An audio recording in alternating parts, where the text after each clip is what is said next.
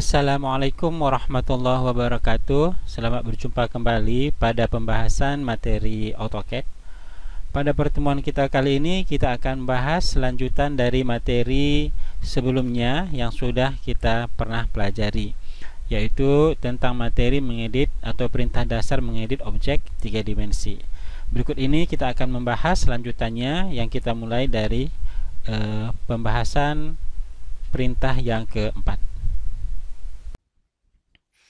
Oke, baik, sekarang kita masuk pada perintah yang keempat, mirror 3D. Ya, mirror itu fungsinya mencerminkan objek.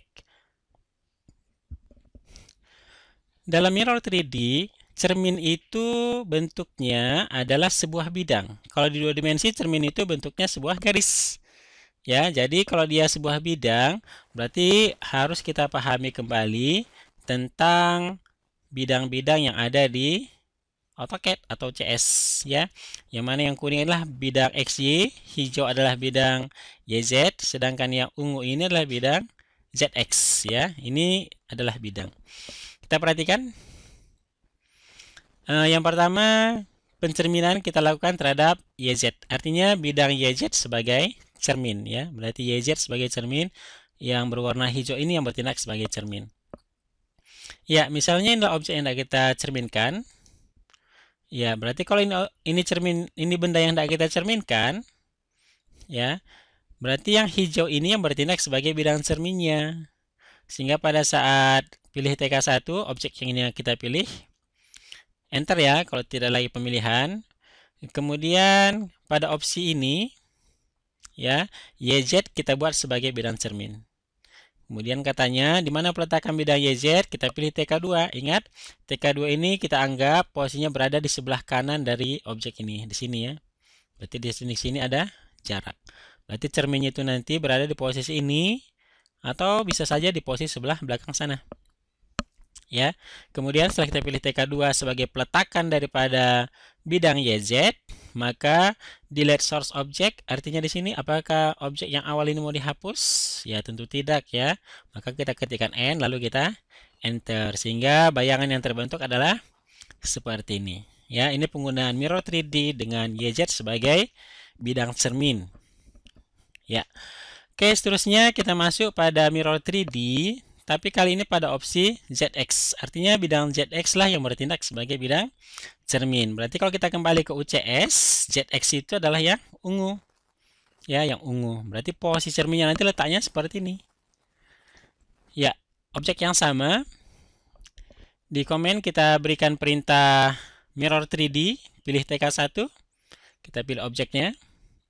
Ya, lalu enter ya kalau pemilihan sudah selesai. Kemudian ZX opsinya kita ketikkan ZX, lalu ditanyakan ke kita di mana posisi ZX, kita pilih TK2. Ingat, TK2 ini kita anggap memiliki jarak dari sini ke sini. Ada jaraknya dari sini ke sini. Kalau misalnya 10, maka kita buat garis bantu dari sini ke sini 10. Ya, kita pilih di sini. Atau mungkin saja cerminnya kita letakkan sebelah sana. Berarti ada dua kemungkinan penempatan posisi cermin. Kalau tidak sebelah sini, sebelah sana. Karena ungu inilah atau yang warna ungu yang bertindak sebagai bidang cermin, ya. Lalu pilih TK2, penempatan dari bidang ZX sebagai cermin. Lalu kita ketik no dan enter ya, sehingga bayangan yang terbentuk itu adalah seperti ini. Ya, ini ZX sebagai bidang cermin. Baik, seterusnya untuk opsi yang ketiga yaitu XY ya. Artinya bidang cerminnya adalah XY. Kalau kita lihat bidang XY-nya mana? Ya, tentunya yang berwarna kuning. Berarti kalau ini benda mau kita cerminkan, yang mana XY sebagai bidang cermin, maka posisi cermin itu kalau tidak di bawah dari benda ini, di atas. Ya. Oke, kemudian pada komen kita berikan lagi mirror 3D seperti biasa. Pilih TK1 objek yang hendak kita cerminkan.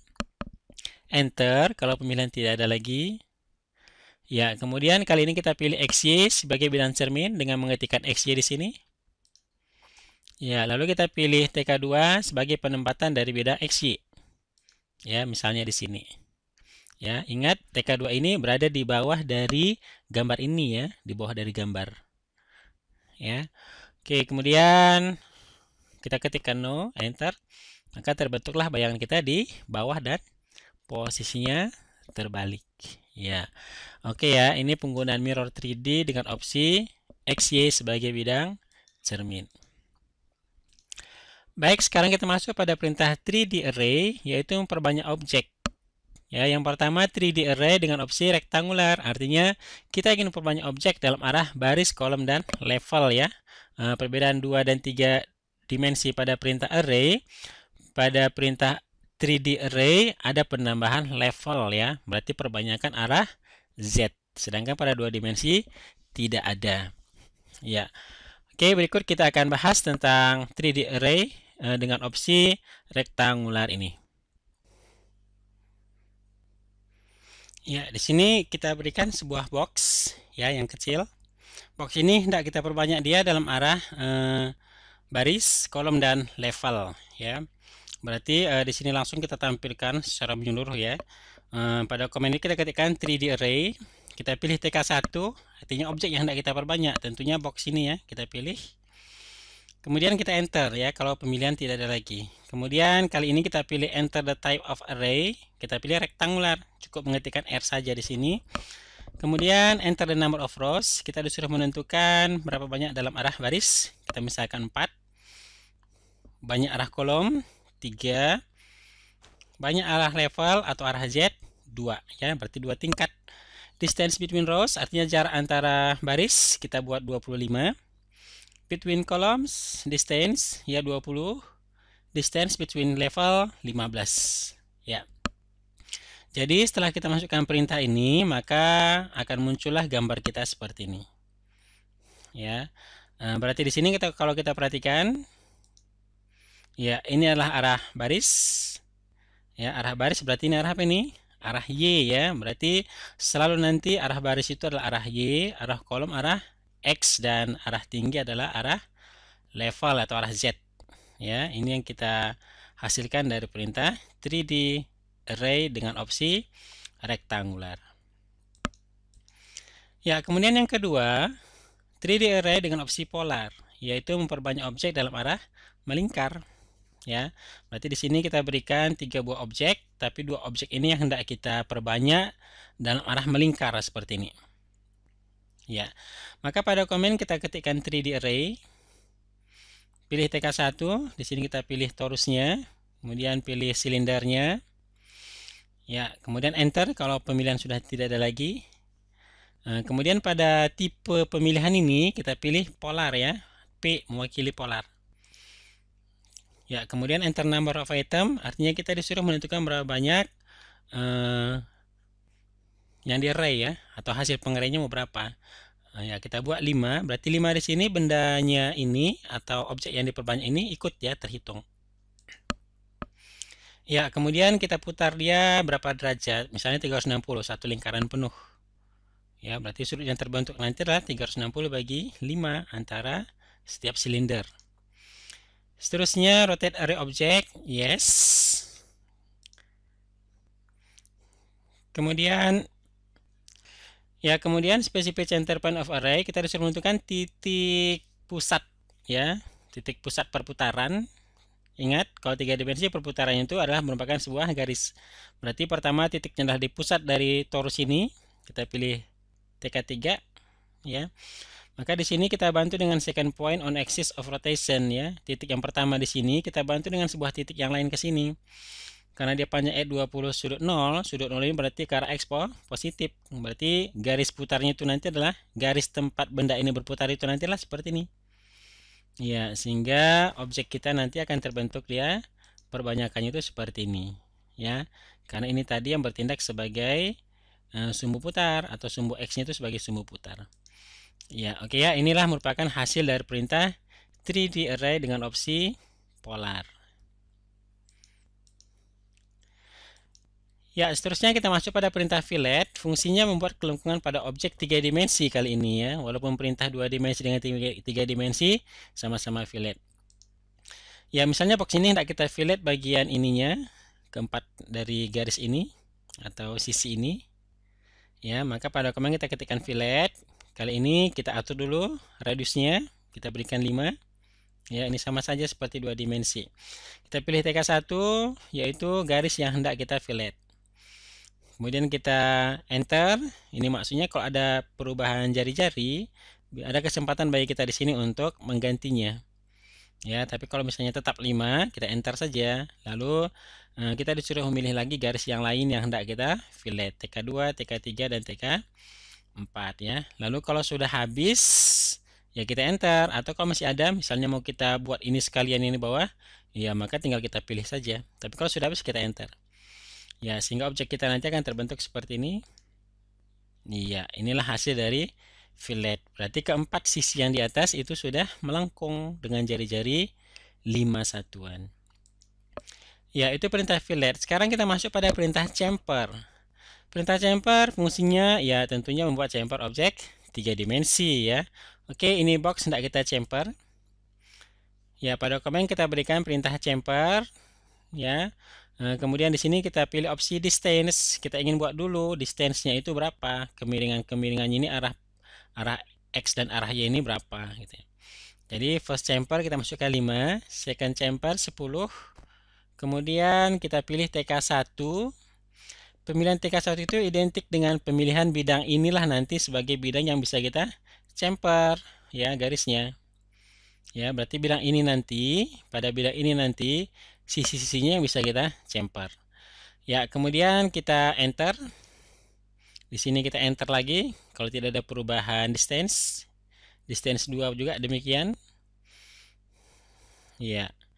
Nah, jadi di sini kita perhatikan, kita pilih TK2 yaitu garis yang kita hendak pilih yang untuk kita chamfer.